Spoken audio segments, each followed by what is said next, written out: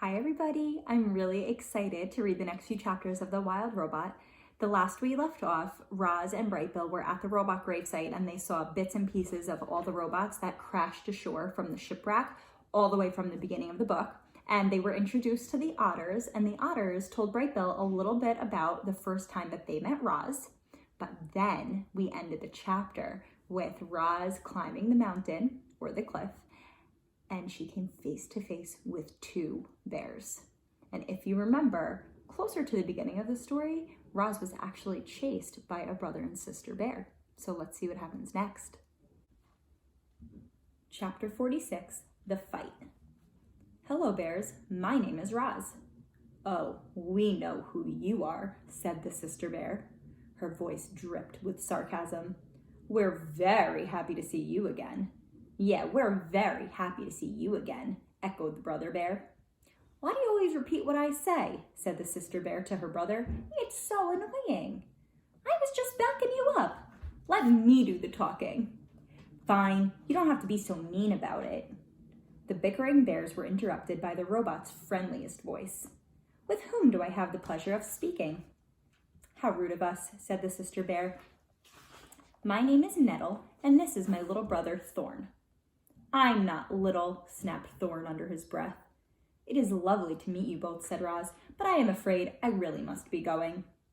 And I'm afraid we can't let you do that. Nettle stepped into Roz's path. My brother and I, we don't like monsters. I am not a monster. I am a robot. Whatever you are, we don't like you, said Thorn. We hear you've become very comfortable on our island, said Nettle. Now we're going to make you uncomfortable. Yeah, we're going to make you uncomfortable, repeated Thorn. Stop repeating me, Thorn. Poor Roz was in serious trouble. The bears were closing in on her, but she couldn't run, she couldn't hide, and she couldn't fight. The robot didn't know what to do. But before she could do anything, there was a loud squawk and a streak of feathers. Stay away from my mama! Brightbill swooped down and skidded to a stop between the robot and the bears. So the rumors are true, Nettle laughed. There really is a gosling who thinks the robot is his mother. How could anyone be so silly? Do yourself a favor, Gosling, and fly away before you get hurt. She's right, Brightbill, said Roz. Please let me handle this. But the gosling stood his ground. He spread his wings and hopped around, ready to defend his mother. The bears roared with laughter. Then, with a flick of her paw, Nettle sent Brightbill tumbling over the ground, over and over, until he flopped onto his back and stared up at the sky, completely stunned. This is our island, snarled Nettle, and it's time for you to go, growled Thorn. Roz made herself as big as possible. She banged her chest and roared wild, angry sounds, but the bears were not intimidated. They roared right back, and then they attacked. Nettle pulled Roz into a fierce bear hug while Thorn clawed at her legs. The robot tried to shake free, but the bears would not let go of their prey, not this time. A cloud of dust bloomed around the trio as they thrashed closer to the edge of the cliff. All of a sudden, something burst out from the trees and onto the open clifftop. Mother Bear. She was gigantic, like a mountain of golden fur, and she was furious. It seemed like this would be the end for our robot. But Mother Bear wasn't there to join the fight. She was there to break it up. Nettle, Thorn, get over here this instant. The young bears should have listened to their mother. Instead, they pretended not to hear her. Nettle slashed at Roz's body, and Thorn began wrestling with her foot. He grabbed the foot with both paws and forced it up from the ground. Then, with every ounce of his strength, he twisted the foot around. Reader, the following events happened very quickly. First, there was a strange thwip sound as the robot's right foot popped off her leg and sailed through the air. Then everyone toppled over. Nettle and Roz fell sideways along the edge, but Thorn fell backward and tumbled right off the cliff. Do you know what the most terrible sound in the world is? It's the howl of a mother bear as she watches her cub tumble off a cliff. Mother Bear's howl was so startling that it snapped Brightbill right out of his stupor. Her howl was so powerful that it shook Roz's entire body.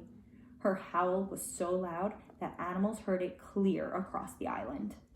But there was no reply from Thorn. Mother Bear's howl slowly faded and she wilted to the ground. Roz watched as her detached foot sailed over the edge and plummeted down to the shore below. It fell past circling seagulls, smashed off a rock, and disappeared into the waves. And that's when the robot noticed something furry dangling from the cliffside. A thorn. His full weight hung from a tree that was rooted to the rock wall.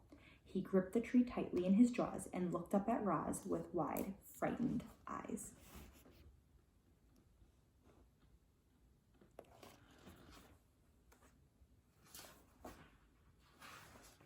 "I see Thorn," shouted Roz. "Grab my legs, quickly." Mother Bear and Nettle scrambled to their feet. Each bear took a leg in her mouth, and together they slowly lowered Roz head first down the cliff. Thorn whimpered through clenched teeth as he watched the robot approach. Then he felt her strong arms wrap around him and heard her booming voice holler, "Pull us up!" Thorn let go of the branch and cried, "Please don't drop me." "Do not worry," said the robot. "I will not drop you." The next few moments seemed to drag on and on. Mother Bear and Nettle kept pulling on Roz's legs, and more of the robot slowly came into view until a furry golden head finally appeared, and Thorn leaped into the embrace of his family. Chapter 47, The Parade. "Does it hurt?" Brightbill touched the smooth surface where his mother's foot used to be. "No, it does not hurt," said Roz, "but it will be difficult for me to walk." The bears huddled behind the gosling and stared at the robot's stump of a leg. Nobody understood how a foot could pop off like that, or how Roz could remain calm. "Roz, I'm sorry my cubs attacked you," said Mother Bear. "Sometimes they're completely out of control." "It's okay. You know how they are at this age." "I can't thank you enough for saving Thorn. I promise my cubs will never bother you again. Isn't that right?" "Yes, Mother," said Nettle and Thorn together. The robot tried to walk. She bobbed up and down on her uneven legs, which worked well enough on the flat surface of the cliff top. But once she entered the forest, her problem became clear. The smooth stump had no grip, and it slipped around the forest floor. So Roz tried hopping on her one good foot. She took a few crunching hops and then clanged into a tree trunk. A few more hops and she crashed into the undergrowth. "I'm really sorry I broke off your foot," said Thorn as he helped the robot up from the weeds. "I forgive you," said Roz. Whether she was capable of true forgiveness is anybody's guess, but they were nice words, and Thorn felt better when he heard them. "Oh, it looks like I will have to crawl home," said Roz. "Nonsense," said Mother Bear. "I have a better idea." Mother Bear lay flat on the ground while her cubs boosted Roz onto her back. Then Brightbill fluttered onto the bear's broad shoulders, and when they were both safely aboard, the group set off through the forest. The robot was heavy, but she was no trouble for the giant animal. Mother Bear strolled along as if it were perfectly normal for a robot to be riding on her back. They made quite a grand procession, all walking together like that, and the procession became even grander as deer and raccoons and birds and all kinds of other animals joined in. Everyone wanted to see the mother robot riding the Mother Bear. The group wound its way past ancient trees and over rolling meadows and through babbling streams, collecting more and more curious animals as they went. It was the grandest parade of wildlife anyone had ever seen, and leading the way was our robot, Roz.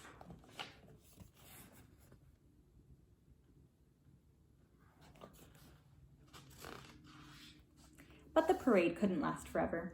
As the sun went down, the other animals began drifting away, one by one, and when the parade finally arrived at the nest, only the original members remained. "Here we are," said Mother Bear, helping Roz down into the garden. "Now wasn't that better than crawling all the way home?" "Oh yes, that was wonderful," said the robot. "I cannot imagine a better ending to this day. Thank you very much."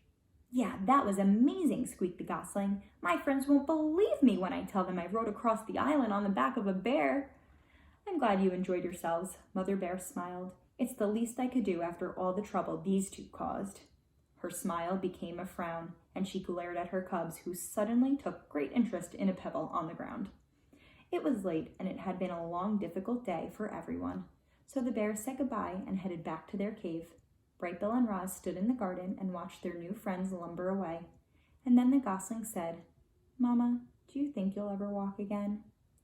"I'm not sure," said the robot, "but I know who to ask for help. Now go get ready for bed." Luckily, Roz didn't get hurt too bad, although she did lose a foot. But I think I have an idea of who she is going to ask for help. I wonder if you can think back to a while ago and think of one animal who might be able to help Roz build a new foot. We'll see what happens next in the next few chapters. I'll see you soon.